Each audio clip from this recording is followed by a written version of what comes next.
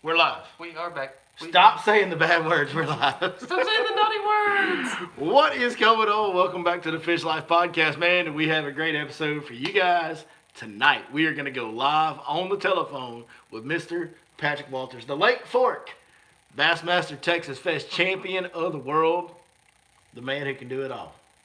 Yeah, the suspended As fish long scientist. as they'll get in front of a live scope, he can do it all. The scientist of the suspenders. That's the ironic part. The ironic part is he's not actually a much better fisherman, not on the live scope. Like, he's a shallow water, kind of similar to how I like to fish. Some of our old school guys that'll get up there and go to flipping and moving and dodging and fishing visible cover. And so the ironic thing that he's becoming known as this Garmin live scope suspended fish expert, because now he's won an open doing it. He's won a Elite Series tournament doing it.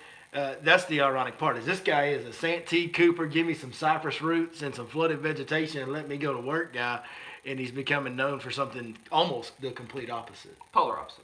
Polar opposite. So it'll be a great episode tonight. We're going to talk to Patrick Walters on the phone. We're going to call him here in a minute. We're going to talk about our current fishing conditions here in East Texas, of course.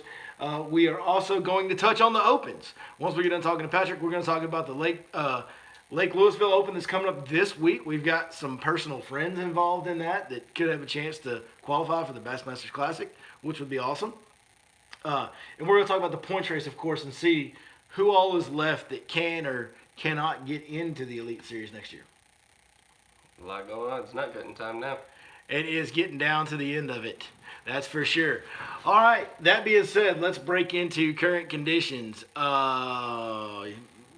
Chris, have you fished lately? I have not. So you have no input on current conditions? No. I just know that it's not cold.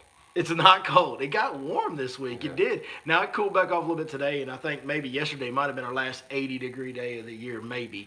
Hopefully. I hope so. I like that cooler weather, but, we've had some kind of unbelievably beautiful weather. Great weather to go be outside. A great time to go fishing, whether you catch them or you don't, because, man, it's just a joy being outside in this. Most air temps, most days highs are in the 70s, and not too much wind most days. Although yesterday it blew, but it's been a great time to be outside and be on the lake.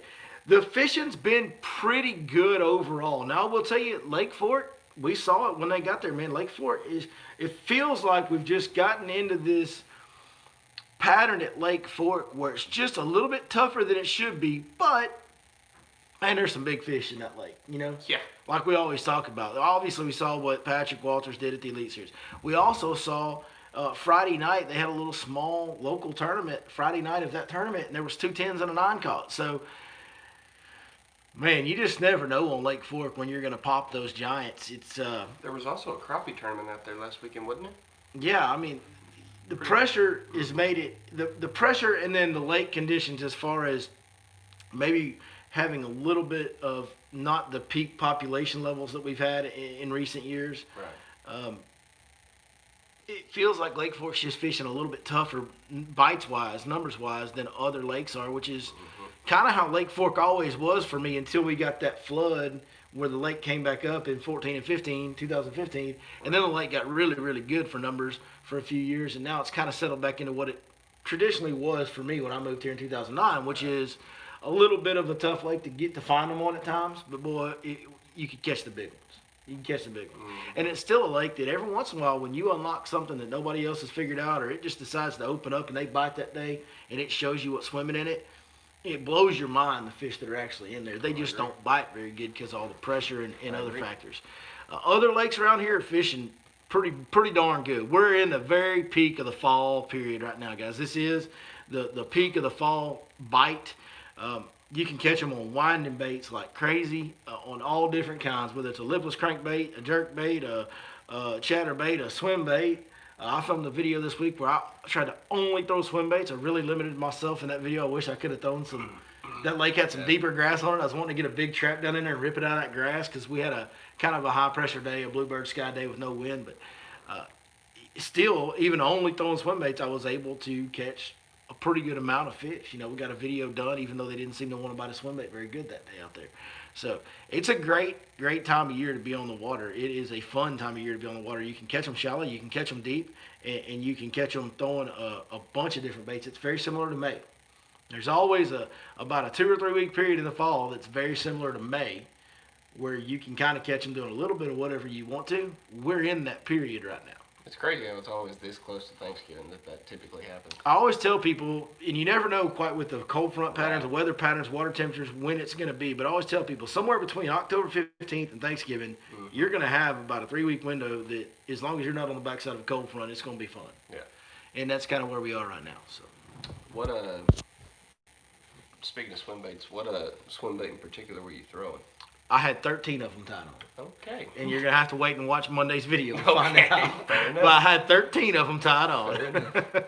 And I threw all of them, man. I threw everything from Was- big giant gliding gizzard to little divine swim baits. Did this happen to be on Friday the 13th? It was Friday the 13th when I filmed this. Maybe that's why I didn't catch them, because I didn't really catch them as good as I wanted to on the big baits, for sure. Like, I wanted to catch some big fish on big baits. But still, we went out there and had fun and shot I a good mean, video. you went out filming on Friday the 13th, caught some fish, made a good video. I mean, there's worse thing that's happened. Worse in thing. 2020. So, I mean. Considering it's Friday the 13th of 2020. Right. Yeah. It's been worse. That being said, I'm ready to talk to Patrick Walters. Let's say some hellos and how you doing, and we'll call old Pat. Let's see what's going on here.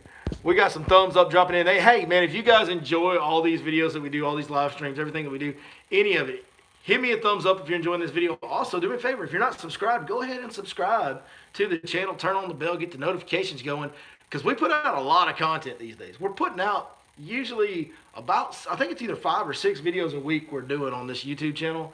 A lot of it's informative. We do a couple live streams. We have in-depth instructionals. We have throwback videos from Lake Fork and other lakes. We have current videos like you guys are going to see tomorrow night. So lots of content. Subscribe if you're not already. Hit the thumbs up, and let's say some hellos. We got the Yeti Whisperer. We got Chesney Jones, Mel Moyle, Big John's Life, David Cole, Gabriel, Red Rum, John Sherrod, Michael Menon, Chris Day, Blake Crutcher, Kevin Jones. Lots of you guys joining us tonight. Keep the comments coming, man. Appreciate each and every one of y'all. If I didn't say your name, I sincerely apologize. That being said, I've had enough. I've had enough delay. I've watched some of these podcast episodes where guys ramble on for 20 minutes before they actually start talking about the topic. Let's go to Pat. We've rambled for 7 minutes. Hit the button. I don't know what you're waiting on. Hit the button. Put it on speaker. Let's go. Here we go. Patrick Walters coming in hot. Coming in hot.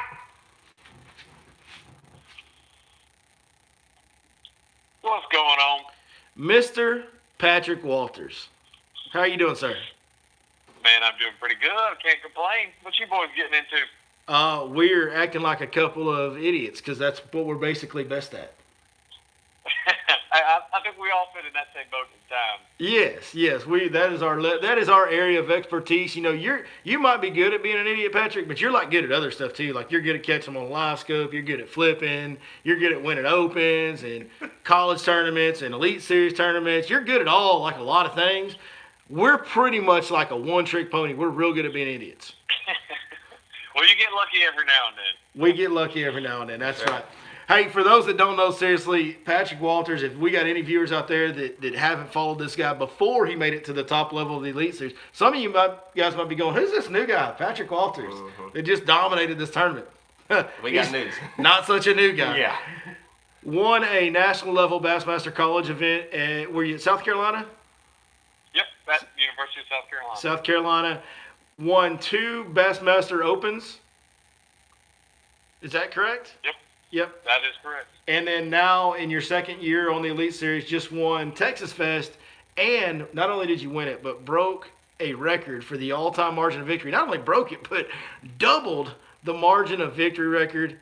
Hey, buddy, I tell you what, you taught me a lot last week, and I appreciate that, and I also appreciate that was an amazing event to watch take place. Guys, I really appreciate it. Truly, from start to finish, it was an unbelievable week. Everybody wants to win a tournament, and growing up, even coming in middle school and you going to high school, it's, I want to be in elite. I want to be in the Elite Series. I want to win an Elite Series trophy.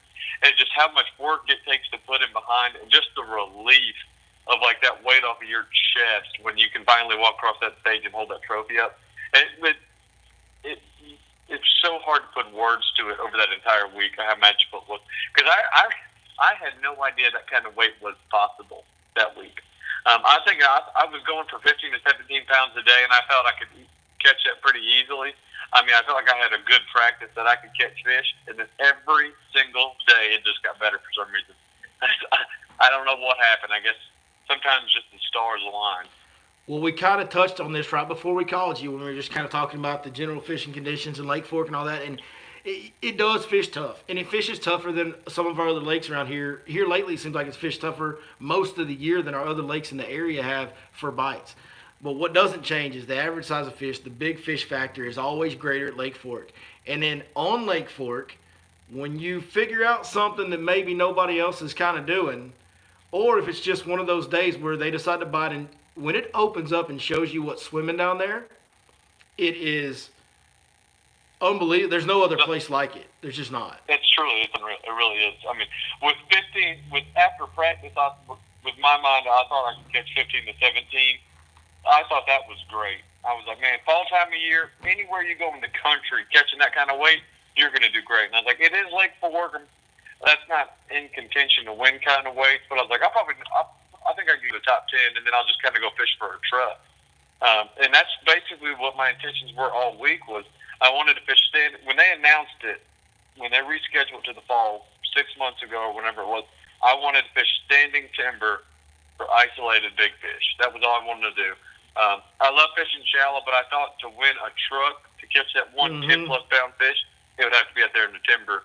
And then once I got kind of out there and started diving around, I was kind of surprised at how many fish were truly out there. Yeah, it's, you wouldn't probably have any way of really knowing this, but being on Lake Fork year after year all the time like I have been, it's kind of been a little bit different deal this fall where, man, normally by this time of year when the water temps get in the 60s, when you get to that early November time frame, you kind of have two different factions of fish in the lake. You have some that are grouped up in the back of creeks and pockets around grass and chasing big schools of shad shallow. And then you have some that are in big groups offshore chasing yellow bass and baby crappie and things like that offshore. But it's kind of one extreme or the other. You're either all the way out in the middle of the lake or you're way back in a creek. And for whatever reason this year, I don't know if it's the increased pressure. We've had a record number of fishing license sales in the state of Texas. Lake Fork's been the main byproduct of receiving all that because the other tour, the Bass Pro Tour, was here right when coronavirus put everybody out of work. Like, they just whacked them and then everybody goes out of work in March. And it's like all the pressure we had throughout the summer, right up until about a month or two before you guys got here, I haven't seen in the last 5 or 6 years that much pressure on the lake continue throughout the year. So I don't know if the pressure is affecting them and changing where they move to as far as where most of the boat traffic is. They're kind of avoiding it. But there seems to be a ton of fish in between areas. In that area that I saw you fishing quite a bit throughout the tournament over there just north of Lake Fork Marina, that's kind of an in-between area. It's not a shallow area. It's not really a deep, way offshore structure area. It's just kind of some main lake-ish timber stands that are kind of in between. Is that kind of what you think too? That's kind of what it was. Yeah, there's nothing really special about it there. In that area that I was fishing. And my main theory going into the tournament was I wanted to fish timber, kind of. And I was looking up fishing reports. I was watching some of your videos. Trust me, when you go to a body of water, you got to do as much research as you can. Absolutely. And I just saw how much traffic that the lake was getting from those big bass tournaments. Yes.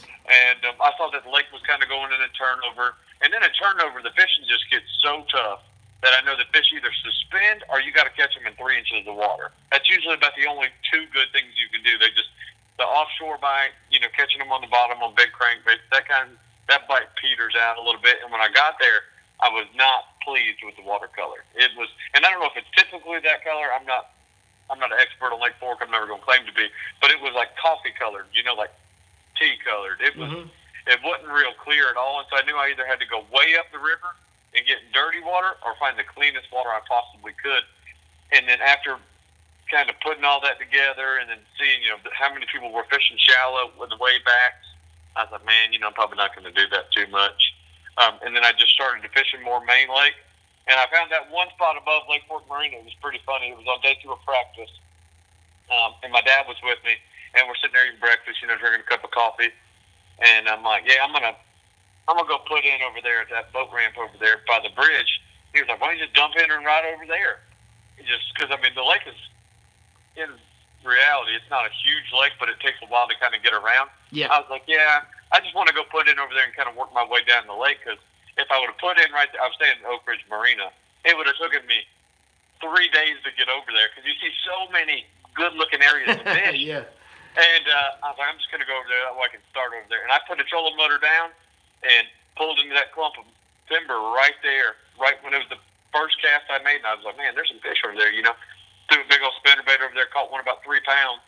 And I was like, yeah, there's 1 or 2 fish over there. And I was like, yeah, it's probably decent. I'll come back to it later. Never made another cast in there. And then day 1 of the tournament, I started in Little Caney.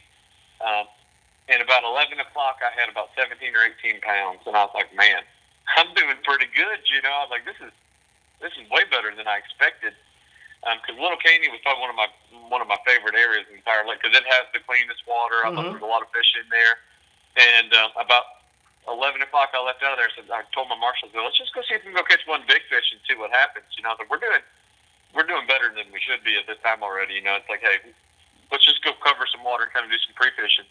And I rode over to that area above Lake Fork Marina at 11:30 and culled everything I had out. And I was like, this is the man culled an entire 18-pound bag. I was like, this is not. I pulled up first stump 3.5, second stump 4, and there was one stump that I caught like 3.5 off of, and I could still see him just sitting on that sucker.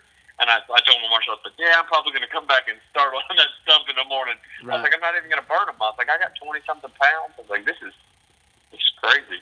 And I thought it was a fluke, honestly, because like I said, I thought I was going to catch 15 to 17 pounds. And I got back, Rick Clun had an amazing 29-pound catch. And I was like, you know what? I think all the big fish in the lake just bit that day. You know, there's some days where all the variables just kind of get together and the big fish just bite. Because it was like I'd pull up and it'd be first catch, you'd catch one. And so I was like, that just had to be a fluke, you know. They were and biting I went that back day 2 and just kind of started right where I left off, and that's when I knew. I was like, man, there might be something to it. Yeah, they were biting that day, apparently. You know, one thing, I don't know if you caught this or saw this at all, but when y'all were there on Friday night of y'all's tournament, there was a little small tournament put on by a little local plastics manufacturer, and it was kind of just some locals, small entry fee deal. They caught 2 10s and a 9. They had 3 overs. Are you kidding me? No, there was 2 10-pounders I caught had that no night. idea. Yeah.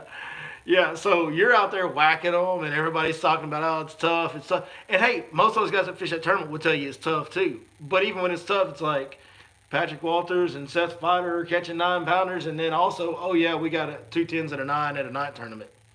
Unreal. That just shows you that place is absolutely full of them. It really is. It blew my mind, like just how healthy those fish are. Yeah, and I guess it was just stumbling across something that nobody else was doing, or just finding the right bait. I don't know what the equation was, but there is a lot of good fish in that pond. Lake Fork is definitely a jerkbait lake. It is a lake that jerkbaits seem to always play on, and I've been, guilty of. I kind of pick them up this time of year, throw them till we get to about March, early March, and then I kind of quit throwing them. And I think I've been making a mistake all these years doing that, because it seems like, man, Lake Fork, there's just always a little bit of a jerkbait bite. I tell you what I was curious to ask you this. I know it's illegal on the Elite Series, but how effective do you think an Alabama rig would have been on those fish you were catching? I think you could have definitely got them on a rig. I love throwing an A-rig in the wintertime at home. Because then I get home and you just get playing, because you're just catching fish that they're just not going to bite a crankbait for some reason. Right. And in practice, I stumbled onto the timber bite the first day of practice, so I had time to kind of play with the setups that I was trying to figure those fish out with. I mean, I threw the 250 slide swimmer. I threw the 200 River to Sea. I threw the Storm Marashi glide bait a bunch. I threw Mag Draft 10-inch, 8-inch, 6-inch. I threw the Babe swim bait. I threw Zoom swimmers. I threw the 3/8 Zoom little swim bait. I threw 3-inch swim baits, drop shots, wacky worms, DD20s, DD10s. Like everything I had in the boat, I threw at those fish. And I couldn't get them to bite anything else. I could get them to chase a big glide bait, but they would never commit. And that's why I think an A-rig, it would have been one of the things that kind of over the top. They would have bit it, but for some reason, that jerk bait, where you could just keep it in that zone long enough, it would it'd fire them up. You can keep it in long enough, but yet use kind of some violent, erratic action at the same time while it's still in their face and really draw that reaction out of it. That's the deal, man. On Fork, I've become, such a power fisherman over my lifetime out here because of you got to make these fish react out here. They just don't. It's really hard to feed Lake Fork fish. You almost have to make them react. You just got to trigger that natural instinct. Yes. Those fish are not always in the mood, and I can tell that because people were fishing right through those, like even locals, and I could see there'd be 5 of them sitting on one tree, and they'd just be sitting there, and I'd throw in there 3 times, 4 times, 5 times, and they would never move. And so I'd throw in there 10, 15 more times, and then finally, if I'd hit one, it'd get them fired up. They were like ants. It was like going kicking an ant pile. If you stand around the ant pile, you're going to be fine, but as soon as you step your foot in that thing, they're coming at you. And that's usually kind of what would have to happen. You'd have to just irritate those fish, and you can't do that throwing a worm. I always say it's like my kids, man. Them fish might be sitting there thinking about not eating at all. Like my kids might not be thinking about ice cream at all. But if I give one of them boys ice cream, that other boy's going to have some ice cream. That's right. And that's how them fish are. It's like once one of them bites, the other one's got to get some too, man. Exactly. Yeah, that's awesome, dude. It was an incredible event to watch, man. It was, like I said, I meant this from the bottom of my heart, and I don't know how much of the coverage videos that you watched after the fact. I know you've been super busy, but we did a lot of pretty in-depth coverage of the tournament, and it was one of my most enjoyable weekends out there, and I never made a cast. And I spent a couple days of the tournament out there watching you guys and kind of seeing the areas where the leaders were fishing and just learning. And learning from y'all that are bringing a fresh set of eyes to a lake that I've kind of been looking at forever, it seems like, at this point. And I've seen every inch of it and kind of have my own preconceived notions. And you probably know this from your home waters. It's really... I do appreciate you.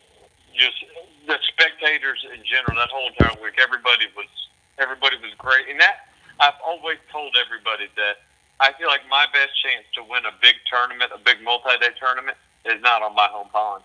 At all. Yeah. Not an Elite Series event usually. You do get an advantage because you got the history, but when you have 1 month off and then you got 3 days of practice, it would be like if you were fishing this tournament in 3 days, and the same way with Lee.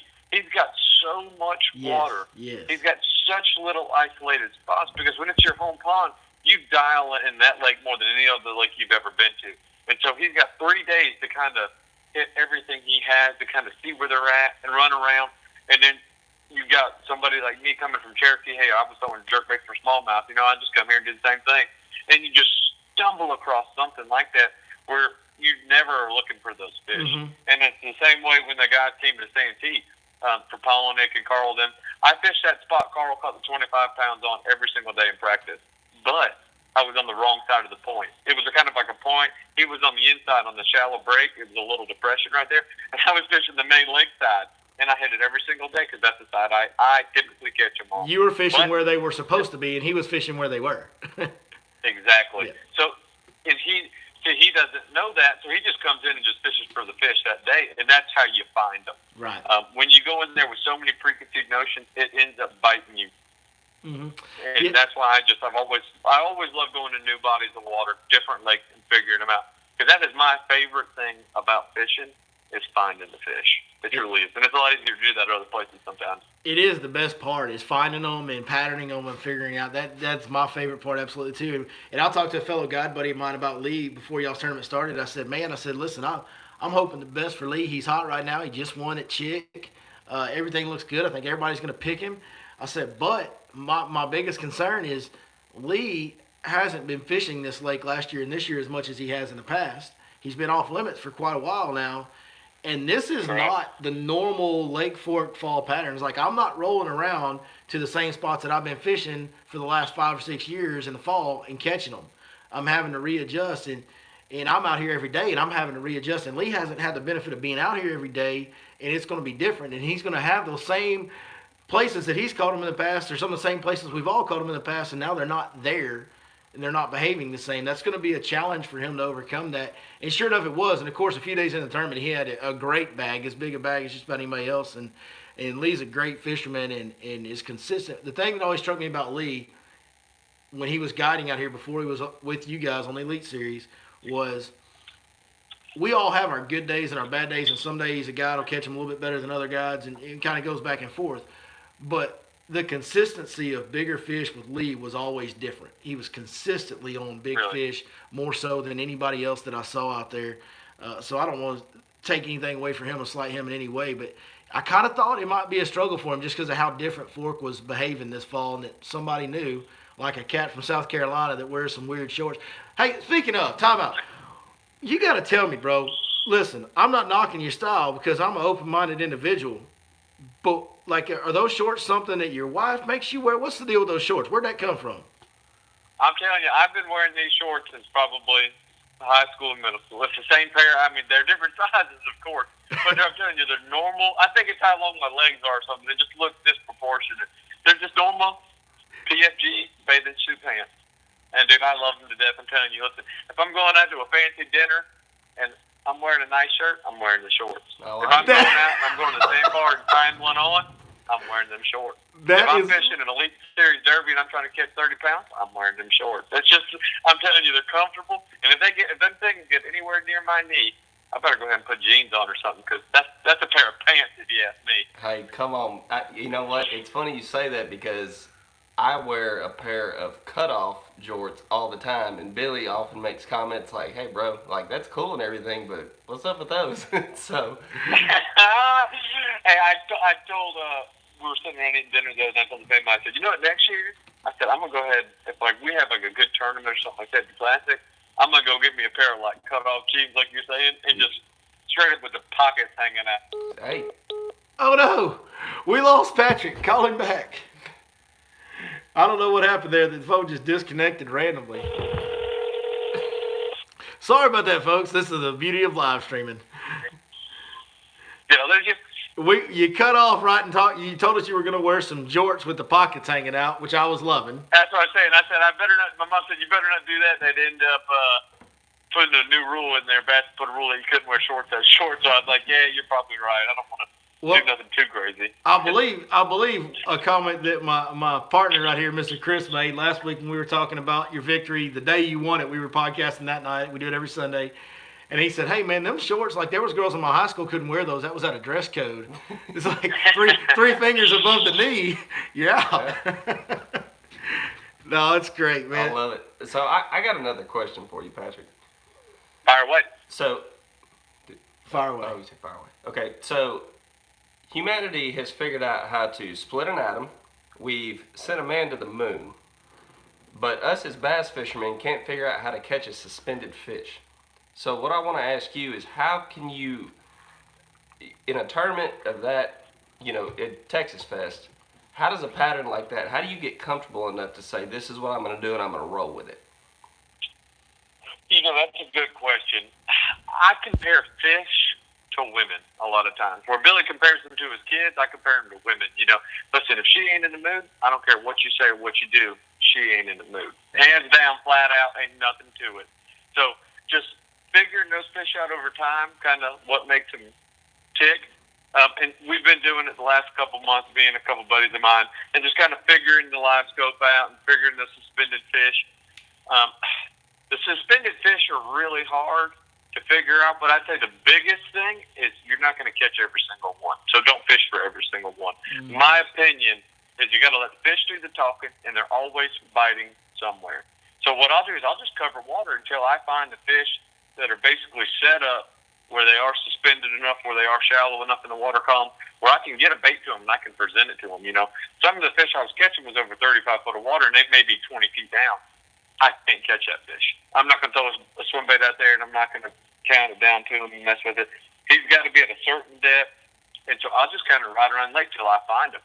They're always biting somewhere. You just got to cover enough water and set them trolling motor till you find them. And that's the biggest thing, is you just got to find the ones that are in the mood. Yeah, I mean, you've dialed it in, right? Like you're taking all the suspended fish in the lake and you're just dialing in the pattern. It's no different than if you were fishing a grass flat and you figured out that you needed to throw a 1/4 ounce trap instead of a 1/2 ounce or a chatterbait or whatever. You're figuring out, okay, these fish are sitting up right here in this position, and this is it's just dialing the pattern in the same as it is any other way. But now, I mean, with this new technology, suspended fish in trees with previous technology, you could identify them sometimes if they were bigger or there was a bigger quantity of them, but it was extremely difficult to see a lot of the fish that were suspended in trees on electronics until you got these forward-facing transducers in real time.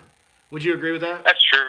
I would 100% agree with that because, I mean, I used to fish a little bit standing timber, and I completely hated it. Right. Because until I got forward-facing sonar, I never realized how much these fish actually suspended and how much they moved.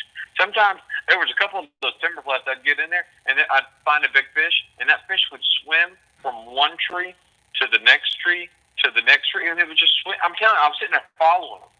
Yeah. And they weren't. Sometimes they weren't sitting still, and they would just move around. So if I didn't know that, I'm throwing a cast at that one, I'm throwing a cast at that one, and I just kind of left, hey, they're not biting. But now I can follow those fish. I can see how they're acting, where they're going, and just you can stay so much more in tune with the fish these days. I mean, it's crazy. It's unreal. It really is.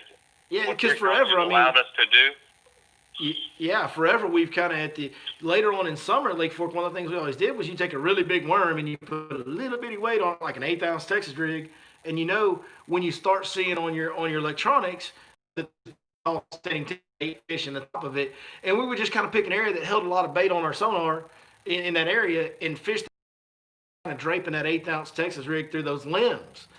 And we would catch some of the biggest fish of the year doing that, but it was a very needle in the haystack. I mean, the consistency with it was pretty terrible. It was a random bite. You just couldn't really pattern it consistently. But heck, now you pull up to the tree and say, okay, well, that's the tree they're in. Let me throw that over there. It's just amazing how much more efficient. It's all about how much of your day are you presenting a bait in a strikeable position. That's such a big deal. Absolutely. And we've always tried to do that. That's why we, back in the day, we would parallel certain depths or we would parallel a bank. It's because you're trying to keep your bait in a strikeable position a bigger amount of time. Well, now you can literally see the fish and make sure that your bait is in a strikeable position for a bigger percentage of the day. 100%. That is the biggest thing about that. Well, I got a quick question for you guys. Oh, come on. How have the jerkbait sales been around Lake Fork? Jerkbaits are gone. Luckily, we have all these for sure the jerkbait sales have gone up.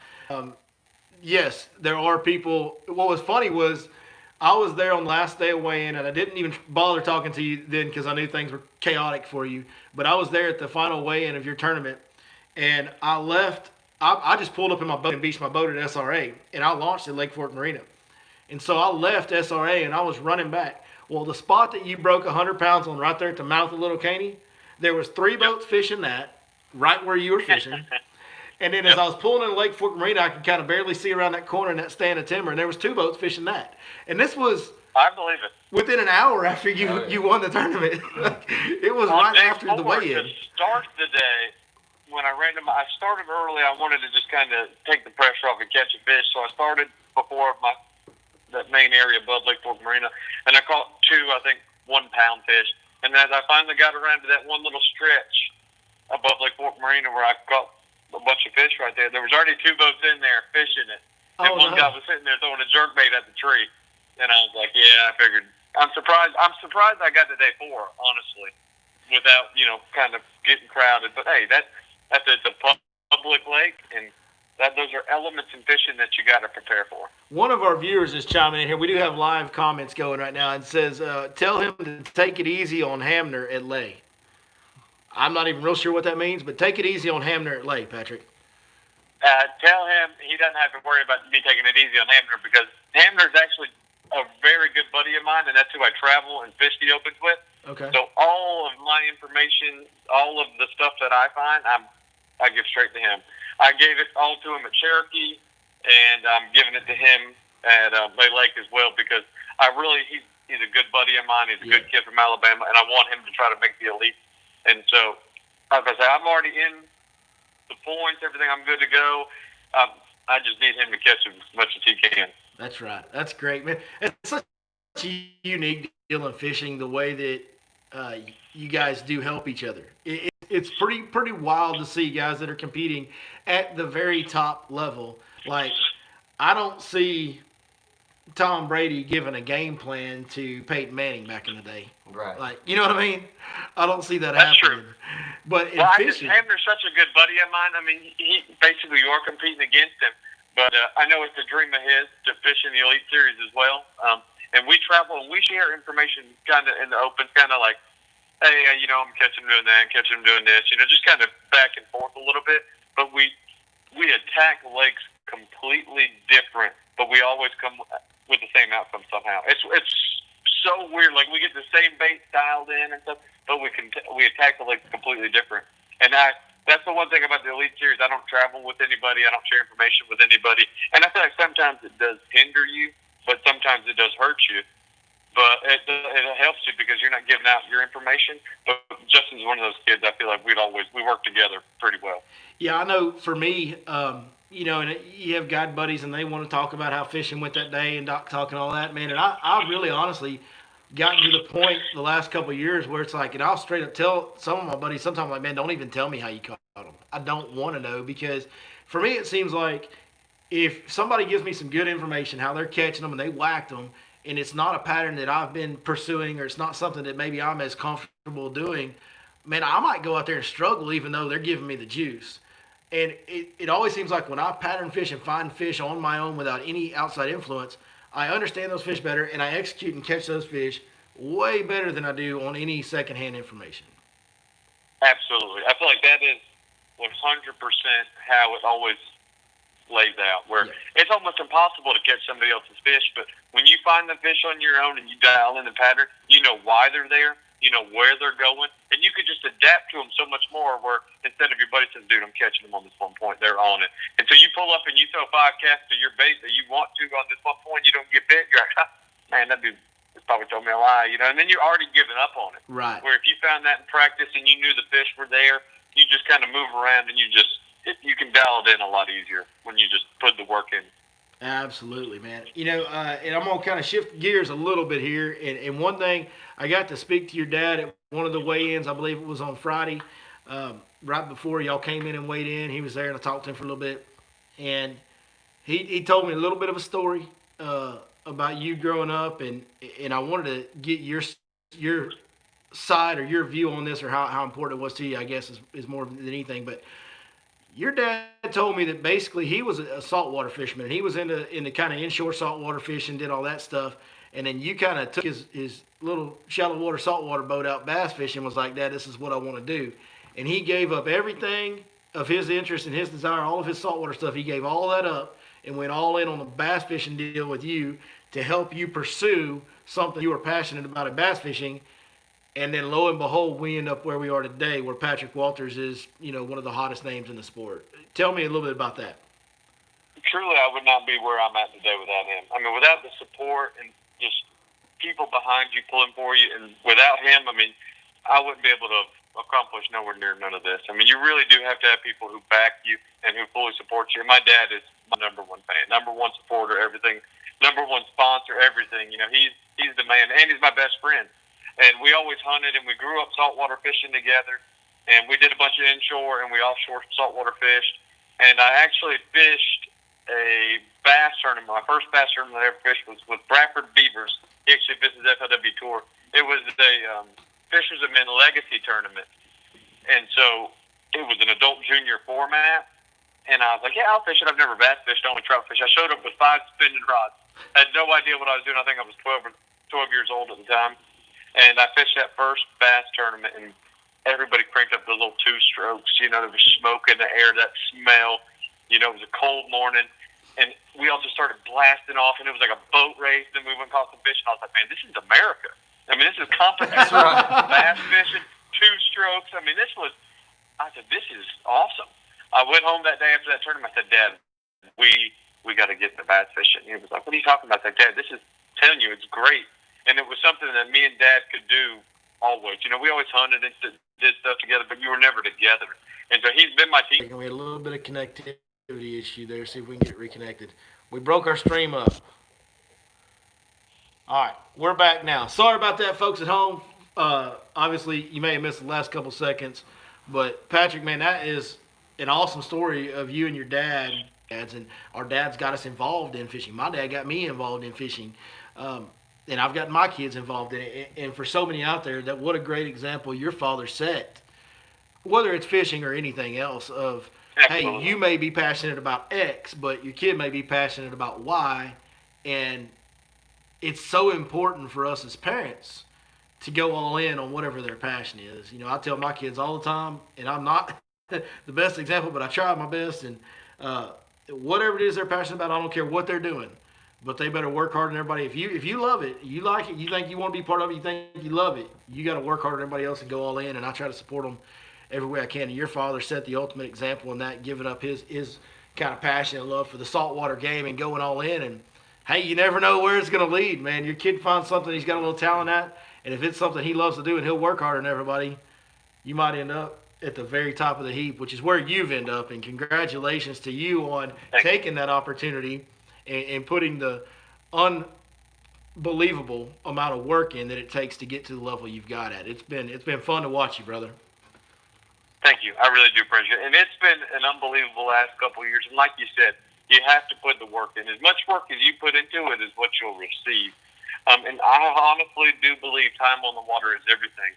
And everything, it has full circle. We saltwater fish in the off season. Dad's talking about getting a saltwater boat again now and again. So we do dabble in just about all of it. But he told me a long time ago, he said, we were deer hunting, turkey hunting, dove hunting. We were going to Arkansas every year. We were trying to fish for this, for that. We were saltwater, inshore, offshore, and we were bass fishing. He said, you can do a lot of things half-assed, but you can only do a couple things really good. Right. He's like, you really kind of got to focus your efforts. So he said, if you ever want to be great at something, you kind of got to narrow it down. And really, it was probably about sophomore year of high school. I ended up quitting baseball in high school because it was in the spring. It conflicted with bass fishing. And I love playing baseball, but I'm telling you, I love catching a fish. Man, There's something about it. When that fish bites there, it'll send the hair up on the back of your neck. And I was like, that's what I'm going to devote my life to. When I go to bed, I'm dreaming about it. When I wake up, I'm still dreaming about it. So it's kind of what I put all the eggs in that basket and just been truly blessed with everything so far. I wish they would have had high school bass fishing when we were coming up. Yeah. So me and Chris. Me too. I never even knew they had high school fishing until I got to college. I did do the college fishing, but in high school, me and Dad were just fishing team tournaments with all the locals. And they got to college, and I was like, that is truly amazing that they have those high school tournaments. And they're 300 plus boats sometimes. Yep. Yeah, there's actually 4 divisions in DFW that are all over 200, 250 boats each. Yeah. Wow. And there's 4 divisions just in DFW. Like, it's insane the amount of kids that show up. And I've been lucky enough, I've gotten to captain a couple for some kids that, were customers' kids or whatever. And, man, it has been a really interesting, eye-opening experience. And I saw these high school tournaments, and the first thing I thought in my mind, it's actually kind of a big way of what made me really go in on the social media marketing for my business, was I saw these kids coming, and I thought, in about 10 years, we're all in trouble. Yeah. Because these kids are way better than I ever thought about being in high school, like way better. And those that stay with it and pursue it and get the work ethic thing down like you're talking about, they're going to be a better fishing guy than I am in 10 years. And I better get ahead of them and get some type of an advantage right now, or I'm going to be out of business. And that was kind of what made me really go in on the social media marketing, was to have an alternative revenue stream into my business besides just guiding, because I knew that this fishing space is going to get more competitive, and the level of quality is going to get elevated over the next 10 years. You're absolutely correct. It was like I was watching a podcast the other night about Greg Hackney talking, and he was saying growing up when he was getting into it real big when he was getting into fishing, that when a tournament got won and they posted a newspaper, or it was in the Bassmaster magazine, so that was months later when you finally got the information from how they won, he had to go to the lake and apply that information. Where now all these kids, and myself included, when a tournament happens, we're getting instant results. We know exactly where he caught them. We know how he caught them, what he was doing, what size line he was doing, what his thoughts process were. The amount of information that comes from tournaments these days, it's unreal. And so it cuts the learning curve way more than in half. You can watch all these fishing videos. Like when I go to Fork, when we got Freddie, trust me, I've watched a good bit of your videos, the fall fishing, swim baits. You got to do the research.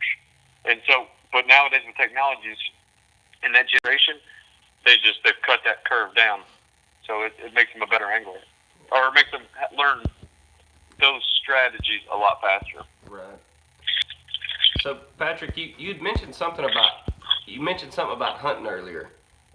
What was it like this year, kind of with the coronavirus curveball and the scheduling? What was it like fishing this time of year and missing pretty much the first half of hunting season? Really? Yeah.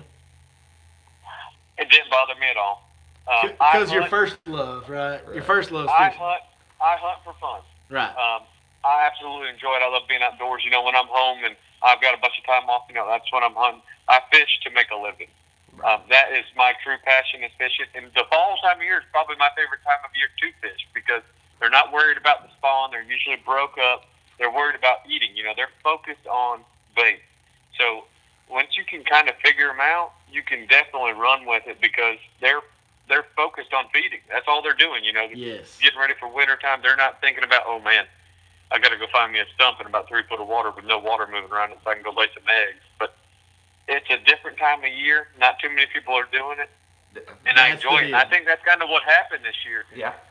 Is during this fall swing, I think a lot of guys got bug fever and kind of they stopped thinking about that next tournament. You know, they stopped doing research or something, and that's why I fish the opens as well. I feel like you got to stay busy and you got to fish as much as possible, because I mean, it was kind of the same pattern I did at Cherokee. So if I say I never even want to fish Cherokee, I might never even want to throw a jerkbait. You never know. Wow. Yeah. Yeah, that is one of the best parts about fall, right, is that there's a lot of guys that like to hunt that fish. Well, and they disappear. Yeah, it blew my mind. You know, I've listened to a lot of podcasts, a lot of, you know, social media stuff where a lot of these professional anglers are kind of pretty much opening the door to saying, hey, I don't really fish in the fall because I do all this other stuff. Yeah. And so that was kind of why I asked that. I knew it was going to be an interesting year when the schedule came back Typically, out. Tournament season ends at the end of the summer, early fall, end of summer. And then all these guys go deer hunting because they've been grinding their butts off, and they go hunting to kind of reset the mental faculties. But it was an interesting year, and you guys capped it off about as interesting as it could have been. Like I said, I learned so much that weekend. We have a question that we were supposed to ask in the beginning. We have 2 questions that we ask guests. It's been a little while since we had a calling guest. So I'll tell you what happened, Patrick. We get excited. We got excited. Forget.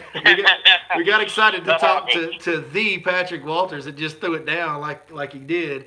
And now one of our viewers has commented and reminded us that we need to ask. Oh, I didn't forget, but I was like, man, we didn't do it. So we got to ask you a question, and that is Tupac or Biggie? I'm going to go, oh man, that's a good question. They're both good. I'm going to probably have to go with Tupac. My man. That's exactly where I sit on it. Yeah. Yeah. We also have another question for you. We got one more. If you could bring back a hairstyle, what hairstyle would you bring back? That is a good question. I think Seth, he's got the mullet working for him. I'm not much on hair. That is a good question. I just like keeping it cut, you know, keeping it nice and short, just out of the way, not affecting the business. I don't like taking my time out of my day sitting there drying it. You know, like if I have to hit that thing with a towel more than like 5 times, that's too much hair. Yeah. So I used to be in the Marine Corps once upon a time, so I have that kind of haircut, and I have a beard that I get trimmed every time I get my hair cut, and I don't ever touch hair. I'm with you. Like, we're like-minded souls. When it comes to Tupac and Biggie, I couldn't agree more. They're both great, but I lean Tupac. And hair. The less I have to touch it, the better. Absolutely. I mean, when you just start messing with it too much, I've got long hair before, and it's just like, oh, listen, I'm not going to sit here and comb this thing. Like, we got work to get done. Something's got to go get stuck. Well, then you get guys like Skeet Reese out there, and he's got all that gel in his hair. Like, you know that's got to burn his eyes on a hot summer day. When that gel starts draining under your eyeball. You start smelling something burning. You don't know what's going on. There's some guys that are form over function, and there's some guys that are function over form. And what I'm hearing is Patrick Walters is about function over form. He doesn't want to have to mess with his hair. He doesn't want gel in his eyes. And he doesn't want his shorts impeding his athletic knee bend abilities on the boat. I'm telling you, you got to be agile. That's you don't know what's going to happen. You might have to jump at that sucker. You don't know, but we're definitely all about function on that one. That is the deal. Well, man, brother, I cannot thank you enough for doing this with us. I would love to do it again with you sometime. If you ever feel like taking a East Texas tour anytime when you guys ever get an off season again, because you're going to roll right out of this season into next season with the Classic and everything else coming up in a few months. But if you ever get some time and want to cruise around East Texas, you want somebody to kind of give you the heads up on some lakes or anything, you reach out to us. Anything you need, anytime, brother. Absolutely, guys. I enjoyed it. Hey, I'm always happy to talk with you guys. If you got anything, y'all just give me a call. I love to sit down and talk fishing, But I definitely might take you up on that offer. And now my question is, what is the number one lake right now in East Texas that nobody's really talking about? Like if I'm coming out there and I want to go out there and I want to catch them, what's the hottest lake in Texas? If nobody's talking about it, I don't want to talk about it. There's got to be one. You might have to text it to me then. Yeah, I could say. Well, there is one that I could say out here, but I don't want to because it's a small lake.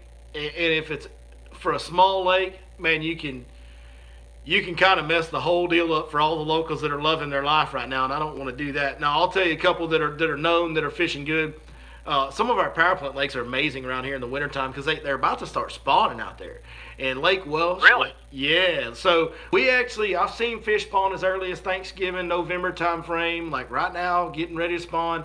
And for sure in December, January, February, there's fish spawning on these power plant lakes. And we've got a few of them in East Texas. Welsh is probably the most popular one, and it's got probably the most fish in it. It's okay. I don't know. It's not very big at all, but the entire lake is lined with a ring of hydrilla out to about 10 to 12 foot.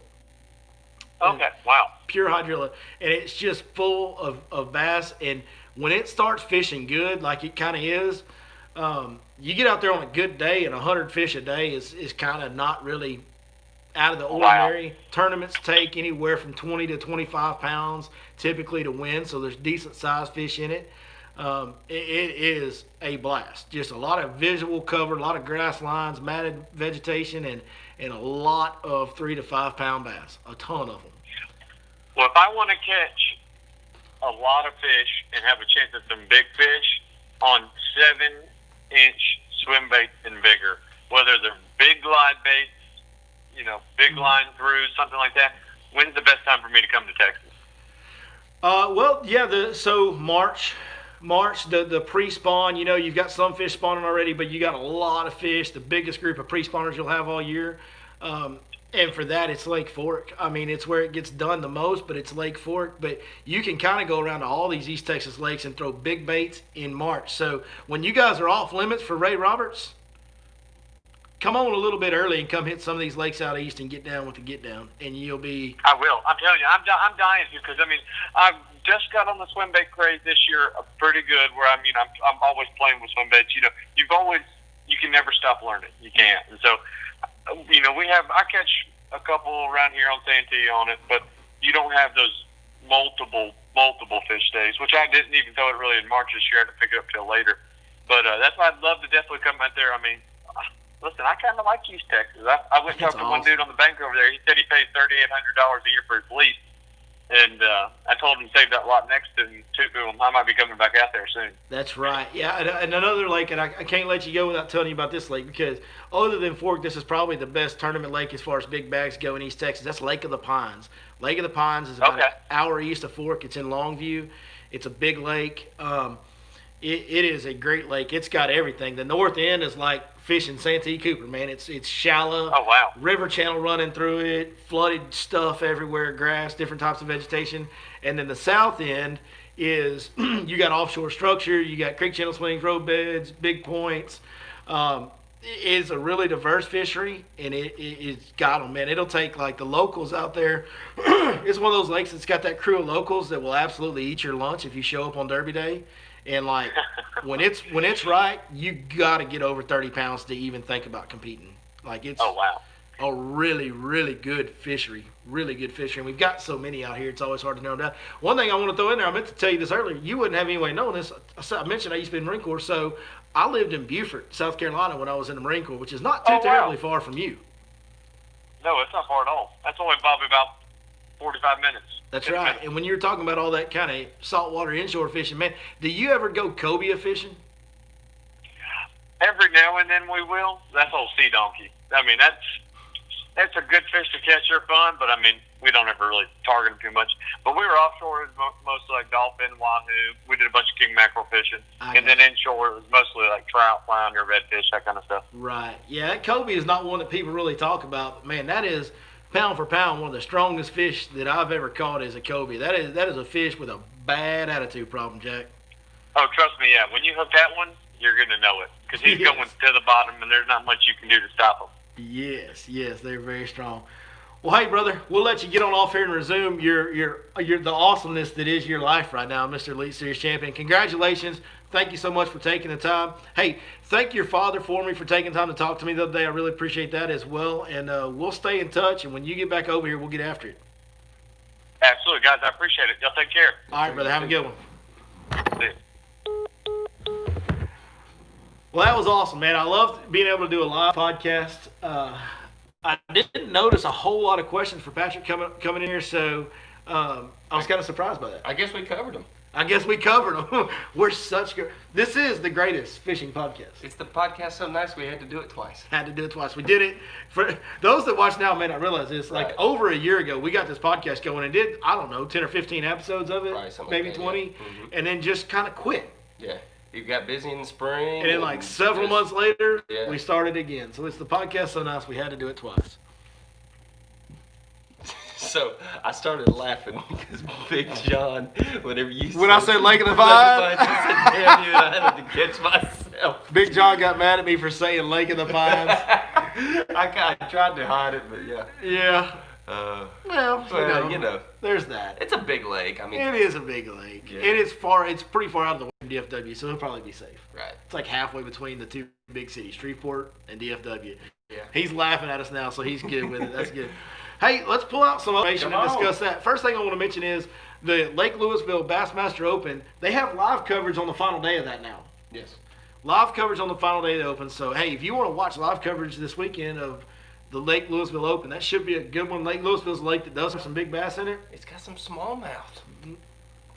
Got some good-sized smallmouth at that. Lake Lewisville? Mm-hmm. He's thinking of Grapevine, which is right next door, but Lewisville doesn't really have smallmouth, bro. Not what I've heard. Like I said at the beginning of the podcast, our expertise is being idiots. Lake Lewisville has smallmouth. Somebody solve this? Lake Lewisville have smallmouth? I've never caught a smallmouth out of Lewisville. I've only caught largemouth. It's just what I've heard. It's got some big bass in it either way. KVD caught like the biggest bass of his life there on a shaky head on an old like Bassmaster Top 100 series back in the day. I know that's like a long time ago. A lot of people won't remember that, but way back when KVD caught the biggest bass of his life out of Lewisville, I believe it was 11 something on a shaky head. So it's got big ones in it. We've got some guys fishing that we need to watch. We need to watch Lee Livesey. This is his last chance to Bassmaster Opens. If you win the tournament, you qualify for the Bassmasters Classic. Bassmasters Classic is on Ray Roberts. So we have some guys local to the area, and I know we're breaking up a little bit right now. It looks like I don't know why we're having signal problems tonight. We never do. Anyway, Ray Roberts is a lake that I know Lee Livesey wants to fish the Classic as well. Brandon Dillard is a guy that's been on this channel, and I said it before, and I'll say it again. The area has these guys that the mass public fishing fans don't necessarily know their name, but like Brandon Dillard is as good as anybody in this area, and everybody knows it. Like Lee Livesey knows Dillard is good. Like every guy on Fort knows Brandon Dillard is a hammer. He's as good as anybody around here. He's fishing Lake Lewisville. It is his home lake, and I would say that Brandon Dillard has caught more giant bass out of Lake Lewisville over the past 5 years than everybody else combined, like than anybody else, and it's not close. And he also lives close to Ray Roberts, knows it well as well. So Dillard could go from being tournament fishing level, insignificant, doesn't even fish the Opens regularly, not on a big tournament trail of any kind, even though he's good enough probably to. He could go from that to fishing in the Classic on a lake he knows really well, really quick. And it would not surprise me to see Dillard win this tournament, and it wouldn't surprise me to see Dillard, if he did win this tournament, to do well at the Classic against the big dogs. So Wouldn't that be crazy? That would be crazy. And it's not unfeasible at all. So big shout out to Brandon Dillard. We are pulling for you this week. I've texted him a couple times this past week. Man, I hope he does the best. We're wishing him the best, and we'll be pulling for hopefully all you guys as well. Lee Livesey, this is his last chance. Right now, he's not qualified for the Bassmasters Classic on Ray Roberts, a lake he knows very well. We'll be watching Lee, hoping that he gets in. Either one of those two guys wins, man, that's a big, big win for them. So Big W for East Texas. you got the standings up here. Let's take a look at the standings and see who's going to qualify or not qualify. Oh, look whose name is first in the East. To our surprise. Yeah, so, we talked about if you hadn't heard Patrick Walters until he won the Elite Series, you kind of been missing out. Yeah. Well, the Eastern Opens points race, number 1 is Patrick Walters. Yeah. Now, that doesn't have anything to do with qualifying. Obviously, he's in the Right. Elite Series already. Yeah. But in 4th place, and right now qualified, is Scott Martin. In 6th place, on the verge of qualifying, is Justin Atkins. That's two guys that, well, we know Scott Martin wants in Bassmaster. Justin Atkins might want in Bass. We don't know. Yeah. Bobby Lane's in 9th place. A win and the right things fall in place, he could qualify. Will those guys leave MLF Bass Pro Tour if they qualify? We don't know. It's all stuff to keep the drama going through the offseason to make it interesting. That's You for know, sure. my conspiracy theorist brain says yes. Your conspiracy theorist brain. Well, as far as like the fishing stuff, like I'm sorry, like I get some guys they just love the game. Yeah. But man, that's So a lot of work. that's the East. So basically, the main two to watch over there is Justin Atkins and Scott Martin to see if they qualify through the East. We know Scott Martin's going to the elites if he qualifies, Yes. and he's qualified right now. So he needs a good tournament. Now, that tournament is the first weekend of December, and it is on Lay Lake. Mm-hmm. The Central Opens concludes this week at Lewisville, and we've got Jason Christie leading the points. I.e. Christie with an IE. Christie with a Y still hasn't caught a fish. New breaking updates. Update. Christie with a Y has still not caught a bass this year. Christie IE is leading the points in the Central Opens. Is he going? Because right now, as long as he keeps the wheels on the bus at Lewisville, which, by the way, Lewisville's in North Texas. He's from South Oklahoma. This is kind of a water body he'll be familiar with and comfortable with that type of fishing. Yeah. If he keeps the wheels on the bus, he's in first place right now. He is 16 points clear of 5th, which is where he would fall out of qualification. 16 points clear of that. Mm-hmm. So if he just keeps the wheels on the bus this week, he should be fine. Yeah. Does he leave if he qualifies? Yes. Why don't y'all comment and let us know. Do you think he leaves? I think he's leaving. I think he's gone. Oh, and a disclaimer, I was thinking of Texoma, not Lewisville, for smallmouth. Oh, yeah. Texoma. Yeah, Texoma does have smallmouth. But yeah, I don't know why I get those two mixed up, but I do. Well, they're close to each other. Yeah. Daryl Gleason is in 2nd. Let's go, Big Daryl, another local. That's Yes. a Toledo Bend guy. Yes. He's been a great guy on Toledo Bend. I know he's fished the Opens for a while. He wants to qualify. Daryl Gleason is on the verge of qualifying for the Elite Series. He's got to have a good tournament at Lewisville, but man, like we said in the Opens, it's so hard to qualify. You can't have a bad day. You really can't.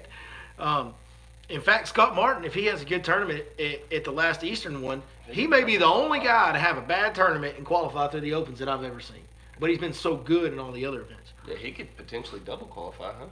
No, he's not even close in here in the Centrals. Lee Livesey's already on the Elite Series. He's number 3. Brandon Pollock's already on the Elite Series. He's at number 5. Greg Hackney is sitting at 8. Greg Hackney leaves. If he qualifies, you think Hackney Greg leaves? Hackney goes back. See, he's not fishing the East. He's only fishing the Central. I think Hackney might just be fishing the Central Opens because he likes tournament fishing. I think he's one that might be staying with MLF no matter what, and he might just be fishing the Central Opens because he likes it. But I could be wrong. Yeah. But that's why this is so interesting because we're all like, wait, we're all watching with bated breath to see who does get in these few spots and who doesn't. And then on top of that, once they get in, we still really don't know what that means. Yeah. Like, we don't fully know what that means. I mean, Right below him in 9th is James Biggs. Now, James Biggs knows Lewisville.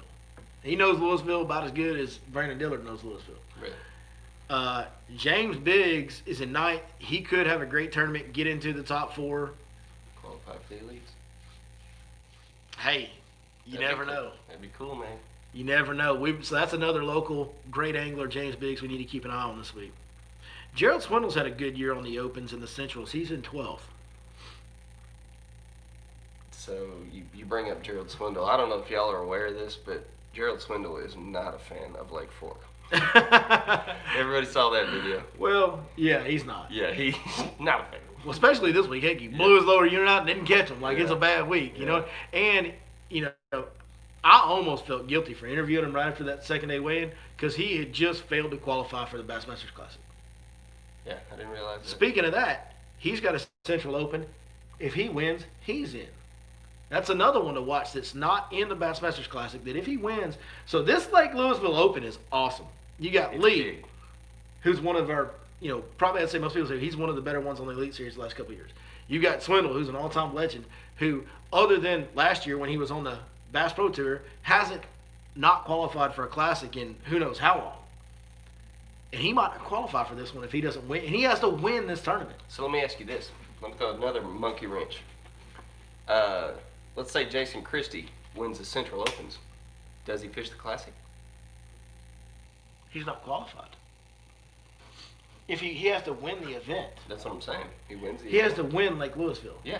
Well, yeah, if he qualifies for the Classic, he's going to fish it. And you think Oh, they're scheduled on top of each other. Yes. It just That's got how I- even more yeah. crazy. Whoa. So if Christie wins Lake Lewisville, he qualifies for the Elite Series. Does he leave? Doesn't he leave? If he leaves, then obviously he's fishing the Classic. Right. But let's say Christie, I mean, all this stuff is so crazy. Let's say Christie wins Lake Lewisville. Mm-hmm. He qualifies for the Bassmasters Classic, qualifies for the Elite Series, decides to stay with MLF tour-wise, but now he's got to either not fish the Classic or not fish. Right. What's the event they have scheduled for? I'd have to go. I'd have to go look. Yeah. But he would have to forego either the they're Bassmasters Classic or a Bass Pro Tour event. He'd have to not fish one of them. Right. Because they're on the same day. Did you see the crap with Boyd Duckett? Oh yeah. Yeah, I saw it. Man, listen. I want to like MLF. I think their format is better for TV programming. Yeah, I we've think said it's it a million times. Yeah. I think it's more entertaining having the guys throwing shots at each other in different rounds and the resetting. I think it is a very good, interesting new take on tournament fishing that makes it more entertaining for people that don't really know tournament fishing. And honestly, it makes it more entertaining for us. Because seeing guys get eliminated on day 2 and it's like the buzzer beater thing, man, I thoroughly enjoy that. It's hard to like Boyd Duckett. Like, I want to like MLF, Bass Pro Tour. Boyd Duckett makes it difficult to like them. I agree. Man, and I love all the fish. Like, Hackney's my favorite fisherman of all time. Yeah. I love Kelly Jordan. I love Takahiro. You know what I mean? Like, there's a whole list. I love Jason Christie. Yeah. With an IE. Right. Not with a Y. I'm sorry, man. That just poked my little stomach like big time. But, you know, I mean, who doesn't like watching Kevin Van Dam and Mike Iaconelli yell at each other? Right. Yeah. Yeah. No, I know. Boyd Duckett went on, I think it was Bass Talk Live, another bass fishing podcast. Tell for those who haven't seen it. And he came out and said that Bassmaster scheduled the Classic on top of his event. And the Classic has been scheduled since the beginning of the year. Which is 100% not true. Yes. And he said that Bassmaster, they had their 2021 schedule on their website since the spring, and Bassmaster scheduled this event on top of theirs. They had made no announcement of their schedule for 2021 until here in the last month, because we all went, wow, Yeah, 3 they weeks already ago. got their schedule out. Yeah. With all the craziness that's going on. They've got their schedule out, which, by the way, they should get it out earlier, on time or early, because they haven't been fishing for the last few months, because they didn't finish their season. And we all made a big deal out of how it was great for them to get a good schedule out. It was a good schedule, a great schedule with great lakes and all that. Great time of year to be there. It's a great schedule. Great job to them on that. And then Boyd's going to come out and say that Bassmaster scheduled the Classic on top of them. Like, dude, that's just not true. Yeah. That is legitimate fake news. Like, he's just, Sour. yeah. He's just sour. It eats him up that Bassmaster is still surviving and in a lot of ways thriving, and especially this year, Yeah. with them not finishing their events and Bassmaster having all the fishing attention in the fall. I don't think it was as much attention as we would have got if it was in the normal spring and summer time frame. I think it would have been better, but 100% of the bass fishing attention in the fall has gone to Bassmaster now, and it's like it's just irking them. And you can't help but see the way these two organizations operate. You see one organization that always like, okay, Bassmaster's getting all the attention in the fall, let's release our schedule. Oh, people are griping about the Classic, let's claim that they scheduled on top of us instead of the other way around. And they intentionally scheduled on top of the Classic. For sure. 100,000%. There's no way I could be wouldn't- convinced. yeah. I mean, I don't know that for a fact. There's no way I would think anything else. What is the other reason that you would have done it? There's no other reason. It's like, it's just with Bass Pro Tour, it's like they're always on some level, little bit operating out of spite. Yeah. It's like there's always a little bit of spite in their decision-making process. And with Bassmaster, it's like, okay, listen, We're gonna roll with the we punches. screwed up, we ran our business wrong, and all of these great anglers chose to leave us. But you know what we're going to do? We're going to go back to work. We're going to make it a little more angler-friendly, and we're going to keep producing the best live coverage and do the best TV show that we can. And we're just going to keep putting our best version of our product out there and try to make it better. That's right. And everybody that got an opportunity on that Elite Series is hungry, and they're working together for the organization. And I'm going to tell you, being at that event in person, that's a family, dude. Yeah. Like, I was at the MLF event too. It doesn't feel like that. Right. The Bassmaster, that group of anglers and their crew that's running and operating those events, that's a family, Jack. Like, they are there together. And they are wanting to put on the best production and make their product the best they can. And man, if I was a guy that had been fishing the Opens and trying to qualify through FLW, and let's say I double qualified for both and I had to pick one, I'm going Bassmaster home. I would, even if it meant less money or it was going to cost me more in entry fees, I would probably lean towards Bassmaster right now just because of the way they're operating.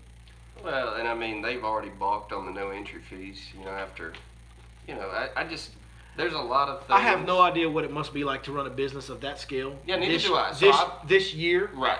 And it's a new business of that Right. scale that you have so many Right. millions of dollars tied up in up front. And to operate that in 2020 with everything that's going on in the world, I don't pretend to know how hard that is. But you can't come out and make one of your biggest selling points no entry fees and then 2 years in go, okay, now we got entry fees. Right. Which is what they've done. Yeah. That's not cool. No. You shouldn't schedule on top of the Bassmasters Classic. To be fair, this is not the first time major trails have scheduled on top of each other. FLW and Elite Series used to intentionally schedule on top of each other so their anglers couldn't fish the other one and help that trail. Right. Like, it's competitive business. Yeah. I agree. But we're the only show in town mindset that MLF is bringing to the table, it's not a good look on them. I don't know if we're the only show. Yeah, I guess that's a good way to say it. Or just, the spiteful way in which they're going out of their way not to do things to build their product up, but to tear the other product down. Yeah. Gary Vaynerchuk is a guy that has a lot of great business advice content out there. And one thing that he said, and I used to watch a lot of him a couple years ago, and one thing that he always said that I thoroughly enjoyed and I've tried to operate myself this way and I totally respect it is, I want to have, we all get in a competitive business atmosphere and we want our building to be the biggest building on the street. We want to have the biggest, best, most successful business we can. Mm-hmm. But I want to have the biggest building because I built the biggest building. Right. Not because I tore everybody else's building down. That's right. And Bass Pro Tour really seems to be trying to tear Bassmaster down, and Bassmaster just seems to be trying to make their building bigger. Yeah. And I got a lot more respect for that. You know what I mean? Uh-huh. Hey, and at the end of the day, the growth of this industry that we've seen since the split, competition's good for fishing. The competition, I agree, is good.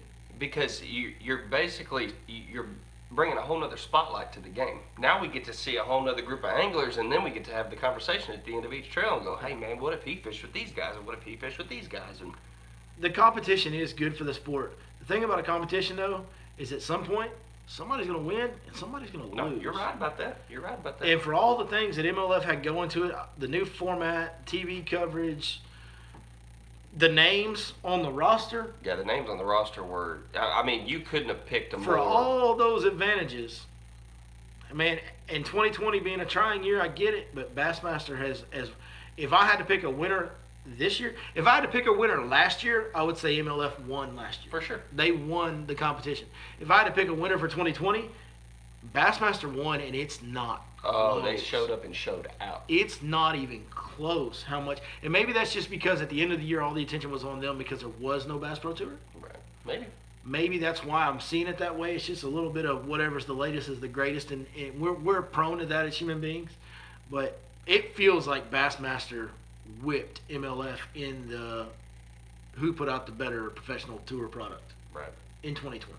I agree. I mean, they kind of have to have won because at least they had all their tournaments. Yeah. I mean, there's definitely that. That's the argument you bring forth and say, well, Let me say this for the record, though. I'll watch every Bass Pro Tour event. oh yeah, this is not us saying by any way, shape, or form that we're not going to watch the other. I'll watch every Bass Pro Tour event. I'll watch every Bassmaster Elite Series event next year. I will, for sure. I'll watch anything fishing. Like that's, Yeah. you know, but again, and that's what I meant by the growth of the sport. It's good to have them all Yeah, it is. because we have eyeballs. Well, and the more opportunities you have to grab the attention of some young man, some young woman, and getting them into the sport, that's good. Like a young, that's the Patrick Walters story. Yeah. Some kid just falls in love with bass fishing because he watched, Stetson Blaylock catch a 6-pounder on the final day right before he had to run back to the weigh-in. One of our viewers just commented Bassmaster being live on ESPN2. That was a big deal. That is was a huge deal. It was the first time ever that bass fishing as a sport, has been broadcast live on national television network. That was a huge deal. I agree. MLF is suffering from a severe shortage of Zona. I think, yes, Zona staying with Bassmaster, because he even came out and said, Bass Pro Tour wanted Zona to come along. Oh, yeah. And he turned them down to stay with Bassmaster. That was a big win for Bassmaster keeping Zona, because to me, Zona is probably the best bass fishing commentator of this generation. Yeah.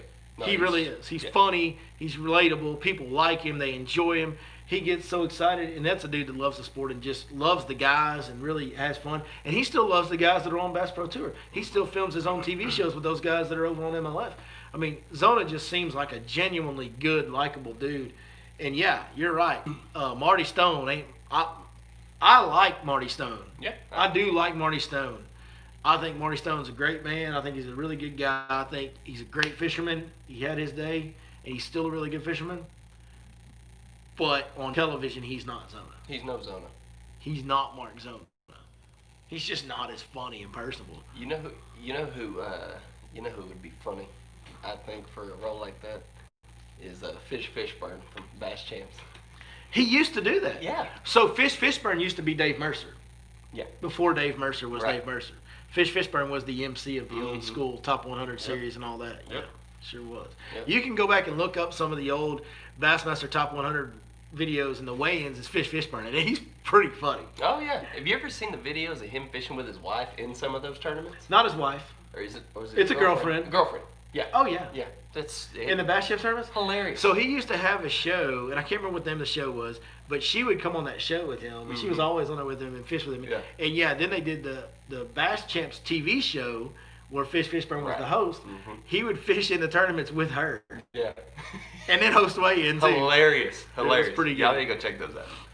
But Yeah, and by the way, Fish Fishburne's a legit fisherman. He used to Oh. fish on the Bassmasters back in them days. yeah, no, he can catch them. Yeah. Dude, I'm telling you, I want to hear what the viewers think. Do y'all think that there's going to be a mass exit when these contracts are up? That's what I want to know. A guy in Australia got hooked on bass fishing from all the way across the planet. His name's Carl Jacobson. He's on the Elite Series right Big now. facts. And Carl is one of the nicest people you'll ever meet. And he has a great story. That's true.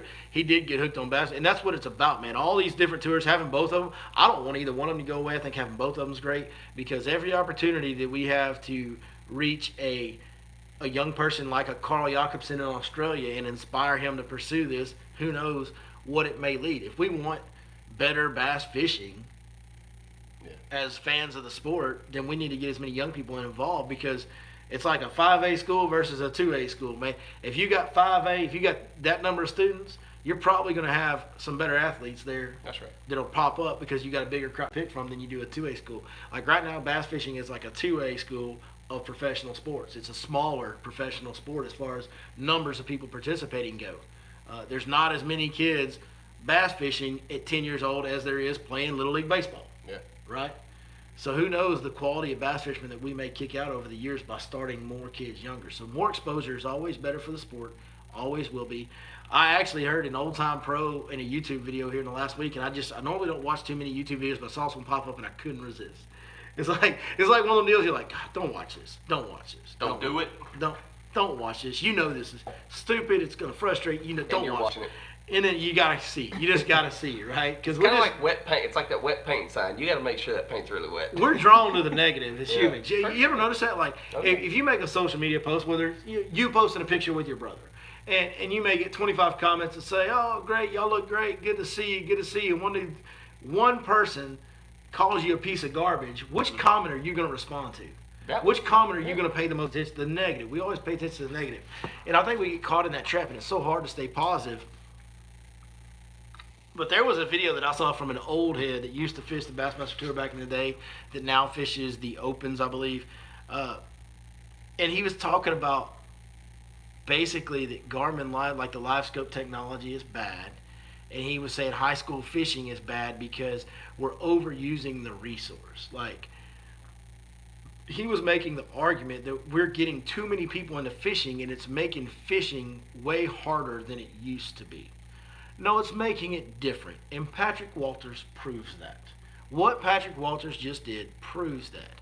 100 pounds in the fall is insane. Yeah. It's okay. If fishing is so much harder than it used to be, go back and tell me in the 90s and 80s how many 100-pound 4-day tournaments there were in the fall. Don't worry, we'll wait. There wasn't ever. If you look at the amount of 25-pound bags, you look at the amount of 100-pound 4-day tournaments that happen now compared to what used to happen, you cannot make a sensible argument that fishing is getting tougher. You can't. It's infeasible to say that.